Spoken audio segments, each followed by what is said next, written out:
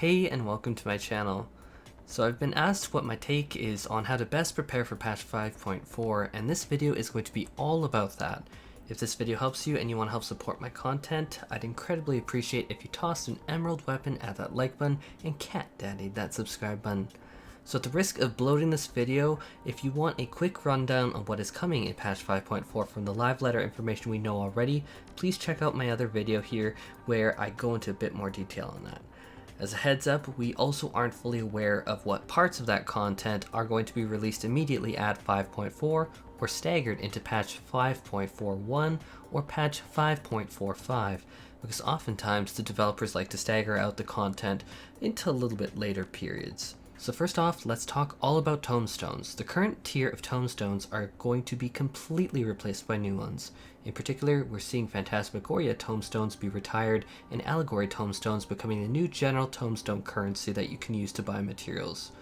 But I would not worry too much about spending them yet, Tomestones in general, as a Phantasmagoria can be exchanged for Allegory Tomestones later. In preparation terms, first off, I'd try and go into the patch with all of my Tomestones at cap, including Poetics, just to be absolutely confident that if there is some little weird reagent or item squirreled away in Poetics somehow, you can still access it in bulk, and you aren't at the mercy of the market board. But in the meantime, for Poetics, where I'd actually spend Poetics right now is making sure that I had a full set of level 70 gear ready for Blue Mage update from Ralger's Reach. That might be in 5.41 or 5.45. We're not really sure on the staggering, but we are having a good idea that level 70 cap is coming soon. But regardless, it's worth setting up your Blue Mage with potential best in slot gear, so buy up those gear pieces, upgrade them, and consider breaking out that old raid gear for best in slot. I guess I already said what to do to prepare for Blue Mage now, so there you go. For other Tomestones, it comes to a decision between buying items now or going into the patch at the 2000 cap. And if that's a decision that you're looking at making, I would almost always choose going into the patch at the 2k cap for the Tomestones. And why I say this is it would allow you to target particular materials from the Tomestones NPC to purchase. But the big difference is going into patch 5.4 in 5.4, we actually know what markets actually are profitable and which ones are not. But if you are already overcapping in the next few weeks, I'd start buying materials from the Tomestone NPC in preparation that some of these might be used for crafting later, for combat classes for instance, or for consumables. Although we can't be certain yet because the recipes are not known, so there is a certain element of risk you are assuming, so I would spread them out at the very least. So my second bit of advice is going to be that yes, there is going to be an introduction of a new raid tier and a new trial. My advice is going to be a little bit different here than just gear up and get consumables if you're aiming for the highest gear going into this content. If you're not planning to get crafted combat sets and pentameld them like most of the raiding community is actually really gearing up to do, then you should be okay with the current tier's best in slot items and the current tier's consumables generally speaking. You will not be best in slot, but you will still be able to do a lot. So you shouldn't feel obligated to have to pentameld and do all these crafting things, only if you are like a cutting edge raider. And so if you don't already have a best in slot gear set or a few consumables to go into trials and different content with, then it might be worth doing a little bit of time on that. But do be aware that there is going to be crafted pentamelded gear coming in where all of the current best in slot gear is going to be outdated as soon as 5.4 drops in item level and secondary stats. So I wouldn't get too carried away with worrying about it. So now let's talk about specifically crafting and gathering concerns, because patch 5.4, like any even-numbered patch, also brings forth a massive profit potential for crafters. There's going to be new crafted items coming into the game for combat classes, new consumables for combat classes, and likely, honestly, a whole host of other crafting things like housing, glamour, and other special recipes. But when it comes to making gil, I do know people who genuinely only craft the first few days of an even number patch launch, purely because the profits are so extremely high. So the first thing people may ask me is, what is crafter or gatherer best in slot? Because obviously if you're trying to craft, then you need to try and prepare.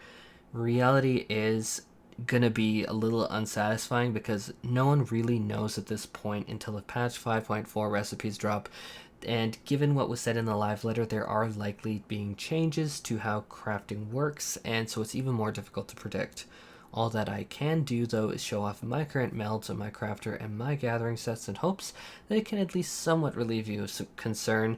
Again, though, I do not know if this is best in slot, but at least you can see this is where I put my gil in, quite literally into this bowl. We'll see how it turns out. So now let's talk about actually what you are going to be trying to craft. So consumables include tinctures and food, and these are very big. In terms of tinctures, there are a few major mainstay items that you will see reappear in many different patch and content cycles. These are going to be things like Sweet Elysium, Fern Leaf Lavender, and a few others, and I'd farm these heavily if you plan to do alchemy. Further from that, we know that there's usually some type of aether sand involved in crafts. The ones to look out are Levin Strike, Age Flow, and Age Wood Aether Sand, as they are the most recent additions. I'd also suggest stocking up on script items like Sublime Solutions, which were a mainstay item in making the core alchemy item the Deft Hands Dissolvent that was used to make high-end crafter and gatherer gear in 5.3. Outside of that, my recommendation is to go into the patch capped on white scripts and to also have made a metric ton of white script turn-ins, and then you can just like fill a retainer with all of them, and then you can do the turn-ins later. And why I say this is based upon prior history that I've seen is that culinarian items often require you to buy items from white script vendors. Oftentimes, not guaranteed, but that is where I'm putting my bet. So these are also going to likely be items that you cannot buy now, so you can't just turn them in and stock up now, so you're probably better off just storing everything in a retainer and then turning them in once 5.4 hits. Now, what else I'd work on for crafting and gathering would be I'd get a ton of shadowbringers materials for crafting. With that being said, it is very hard without knowing the exact craft for me to tell you exactly what to farm, because there is a massively high chance that at least some of the shadowbringers gathering items will be used in crafting combat gear. It's really honestly really up in the air. In particular, if I had to target a few things, it would be hidden and difficult to obtain items, for instance, the gathering rotation for 5.3 with node running, which I will be doing a video on sometime tomorrow ideally, because I really think it would complement this video. But those node running materials were used excessively in crafting the estate tight gear for crafters and gatherers, and annoyingly enough, were very much my bottle cap for a lot of crafts. Also, if you're following my guild making guide, now is also the time to consider risk versus reward market board flipping. Just to underline it, because I love you all so much, make sure you know the risk that you're doing, and don't assume any risk that you are not willing to part completely with your guild, because we do not know the list for crafted items, so invest carefully. I'm trying to be as genuine as I can. Invest really carefully. So the next thing is that when an even numbered patch drops, raiders want to get the crafter stuff that we just went over, but more than that, they crave materia, and oh my god, do they want materia. The demand for materia spikes into the heavens the first week of a raid tier, because people genuinely want to meld all of their gear slots. So I'm going to point you to my guild making video on hunts for this one, which is the method that I recommend for this, and also consider potentially flipping materia on the market board. Lastly, I'm going to make recommendations for doing Bozjan Southern Front content, which is gonna probably be like Bozjan Western Front or Eastern Front next, right? But we've already heard that there's going to be an addition of a harder difficulty dungeon where you're going to be doing more Bozja content. So my recommendation would be, if you're super convinced that you're going to continue to do the relic weapon for this expansion, then consider investing in armor upgrades, since haste does add up, and we're not 100% sure if that armor upgrade is mandatory or not for future glam armor upgrades, so I'd say this is worth looking into. Other than that, I just recommend the same general recommendations for any content drop to people. Make sure that you get good rest, eat well. If you plan to binge the content, try and get some good water or tea or pop or whatever you like to drink. Bags of snacks are useful, and make sure you just get up every once in a while and give yourself a good stretch. Ultimately, with all that prep, I'd say that you're more than ready to tackle anything coming in patch 5.4.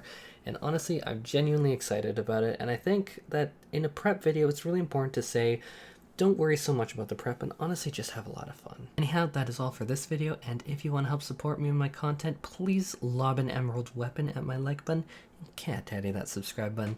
Take care, and good luck.